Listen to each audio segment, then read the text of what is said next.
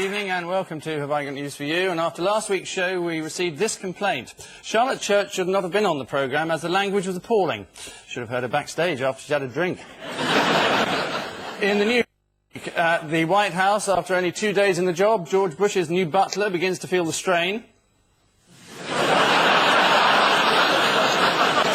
In Hollywood, a film critic regrets telling Russell Crowe he didn't much like his latest film. And at a grocer's in South London, a confused old lady brings back the meat pie she bought the previous day.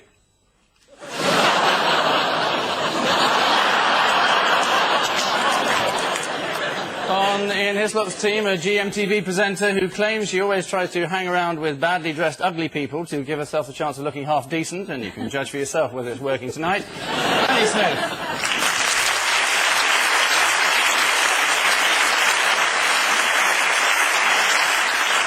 And with Paul Merton tonight, a comedian who enjoys taking part in panel shows for the amusing conversation and a good meal afterwards. So sorry to disappoint him on both counts. Graeme Garden.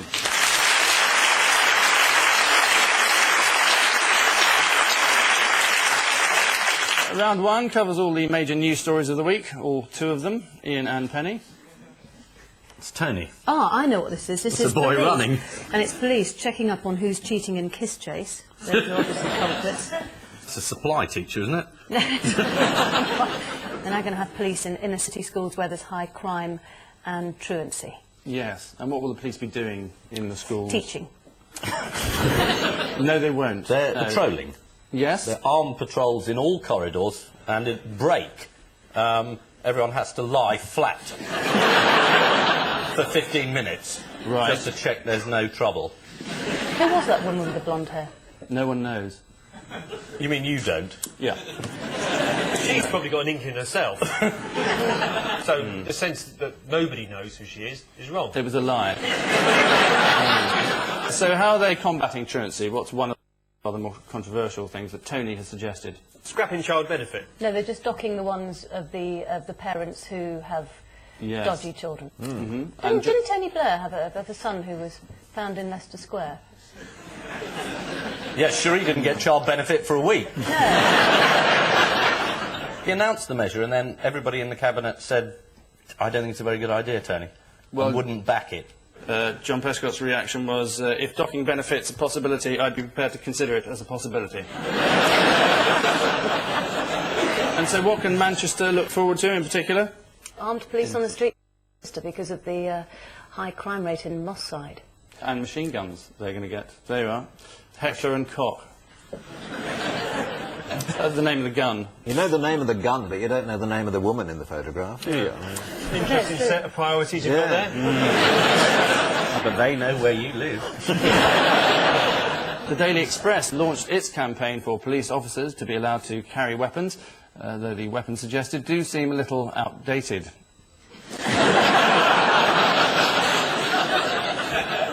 Tony Blair's proposals are part of a drive to eliminate antisocial behaviour. According to The Guardian, the Prime Minister is intent on tackling the so-called neighbour from hell problem, or Gordon Brown as he's known. Paul and Graham, your happy return. It's Saddam Hussein's birthday. There's the old traditional playing a flute into a paper cup. That's right. And these people are forced to celebrate. There we are, they're very, very happy. Little gun, little flag, very happy. Got a little hat. Under Saddam Hussein, I have a hat, a gun and a flag. I could not be happier. There's some little girls dressed up as suicide bombers. They did. And I didn't realise suicide had a sort of uniform. You'd think people would be on the lookout for them. We can see them here, they look, there we are. And there was also someone who seemed to be dressed as a knife block.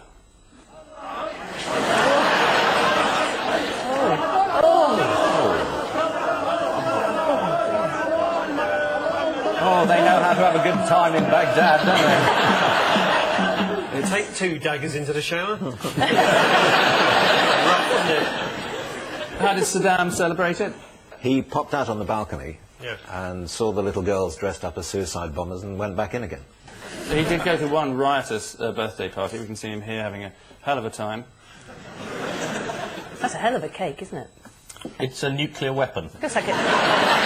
The Sportsman of the Year award, isn't it? Are those the UN presence inspectors who are seeing if he's got presence of mass destruction? Since Saddam Hussein's 65th birthday and the outburst of public rejoicing that accompanied it, for the past few months, Saddam has made no secret of the fact that he wants a war with Israel, but sadly all he got was a pair of socks and a book token. This week also saw the opening night of Saddam's new play, based on his own novel. Critics hailed the play a huge success, and then went in to see it. So at the end of that round, the scores are 2-2, which means the teams are level, neither is better than the other, and they're not separated by some ridiculous away goals count double ruling.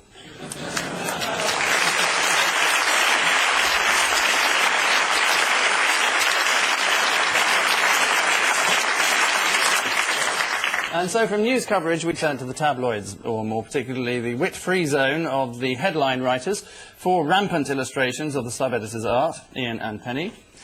The halfways of making you trains. Britain can no longer make trains. We can't make trains run on time. We can't make trains, period. We can't do anything to do with trains. So the Germans have said, all right, we'll make all your trains. Or Yes. some of them. Yes, that's an element of the story, certainly. Don't put your hand up, there'll be police round. Yeah, it is about trains. This is going to take a while, this one, I have a feeling. It's about German trains. We are buying loads of German trains, but the Germans, being thorough, wanted to test them. But there are no rail tracks in Germany as bad as the rail tracks in this country. So they had to distress about 10 miles of German railway track by sawing holes in them, and denting them with hammers, and even putting plastic leaves on the line to test the trains under British conditions. Yeah, £7 million they spent trying to recreate the conditions of British railway lines. Yes, they inserted... But it costs money to have railways as bad as ours. Who unveiled their Pendolinos this week? Richard Branson. Yes. What Was are it? they? Yes. Oh, I didn't hear about it.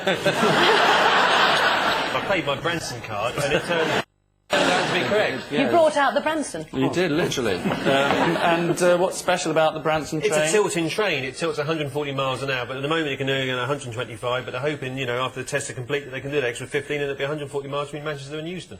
And what have they got on them? What's so state-of-the-art? Passengers? Ejector seats. Taxis. For when it breaks down, so you just call one. It is the news that a German train manufacturer has deliberately damaged its test track in order to recreate the dilapidated condition of English railways. After the work, the new track was so realistic, the first train sped through 3 red lights and then derailed. Railway companies may have finally solved the problem of leaves on the line with the introduction this week of their new laser gun. The device fires an infrared beam at the speed of light, roughly 186,000 miles per second. That's in Europe, of course. The British speed of light is only 25 miles an hour. Paul and Graeme, your subtle spin. Woof justice. It's about animal rights, isn't it? A Bill of Rights for animals. Cats should be given the same rights as old ladies. Tortoises and horses and things should be allowed to sort of run small businesses. You know, take courses in elementary bookkeeping, that kind of thing. They should be more like us. And who are they cracking down on? Humans. Yes. Because they're responsible for all the troubles if you're an animal. Right. In particular, which kind Well, of that's not humans? necessarily true. If you're a mouse, you get an awful lot of trouble from owls. Tremendous lot of trouble. You're out being a mouse, you're thinking, and you hit a swoop and you're gone. Yeah. You know. Yes. From predators. Do you think the Bill of Rights will extend that far? Yeah. Well, it's They very, arrest an owl owls. won't take a blind bit of notice of you. You can pass as many laws of Parliament as you like. I mean, I think it was Churchill in 1924 when he was with the Liberals. They tried to stop owls wearing duffel coats. Well, that worked. That worked. You try putting a duffel coat on an owl, and it won't wear it.